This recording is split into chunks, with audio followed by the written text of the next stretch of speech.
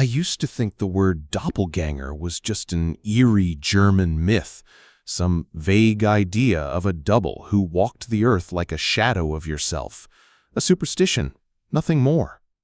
But what I've seen, what I've lived through, it wasn't superstition.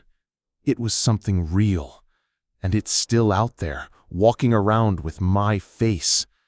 So if you're hearing this, if you've ever thought you caught a glimpse of yourself in a place you know you couldn't be, don't brush it off. Don't laugh it away. Because that's how it started for me. It was late. I'd been working overtime and dragged myself home half asleep. I remember fumbling with the keys, the stairwell lights buzzing, and thinking only of my bed.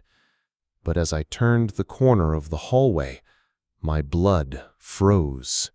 Someone was at my apartment door, and that someone was me. At first, I thought it had to be a trick of exhaustion, maybe a neighbor with the same jacket, the same posture.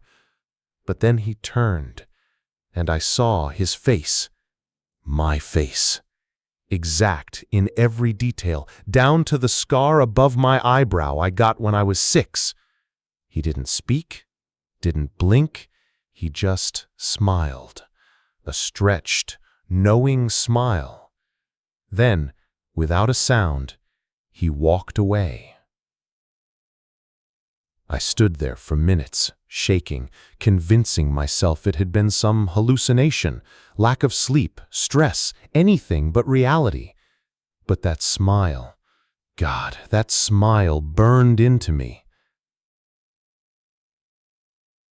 Weeks passed. I told no one, not friends, not family. Who would believe me? But things began to happen. Small at first. My coworkers would wave at me across the street, only to look confused when I answered from behind them.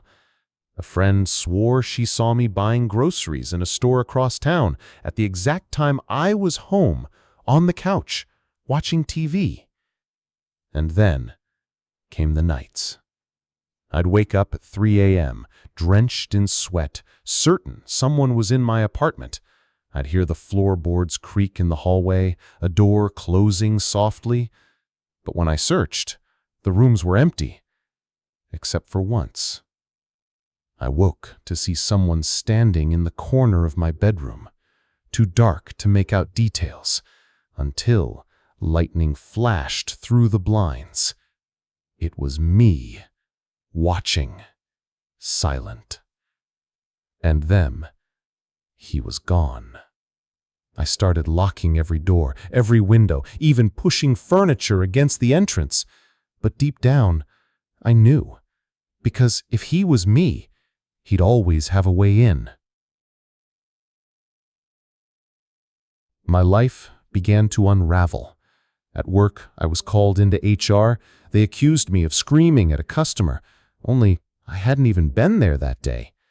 My mother called, furious, asking why I'd come by her house and stood at her porch for an hour without answering her.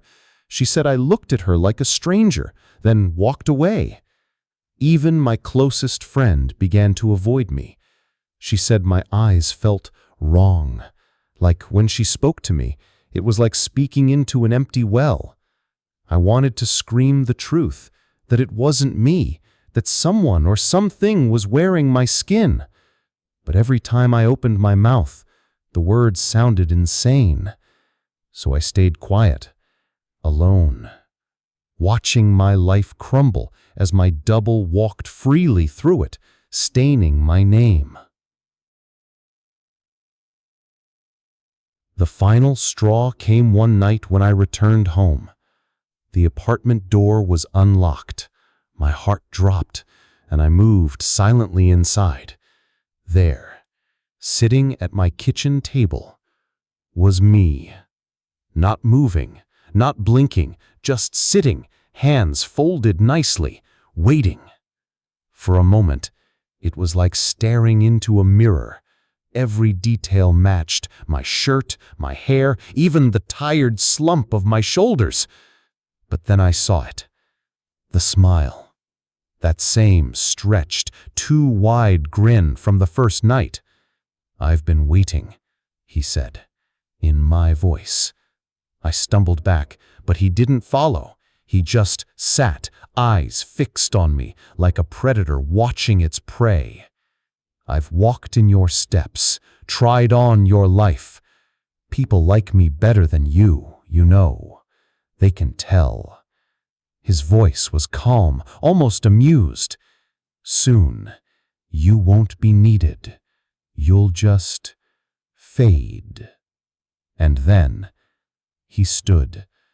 I swear, when he moved, the shadows bent around him like he wasn't bound by the same rules of light as I was. I bolted. I don't remember locking the door, don't remember running down the stairwell, just the sound of laughter behind me, echoing in my own voice. I never went back. I quit my job, left my friends, and moved across the country. But it hasn't stopped. Strangers still wave at me on the street, swearing we've met. My phone sometimes rings, and on the other end is silence, except for breathing that sounds exactly like mine.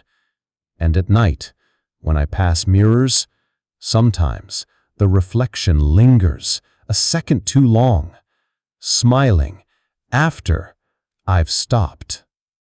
I don't know how long I can run from him, or if I'm even the one running anymore. Because lately, when I look at my own hands, my own face in the glass, I wonder if I'm the original, or if I'm the copy.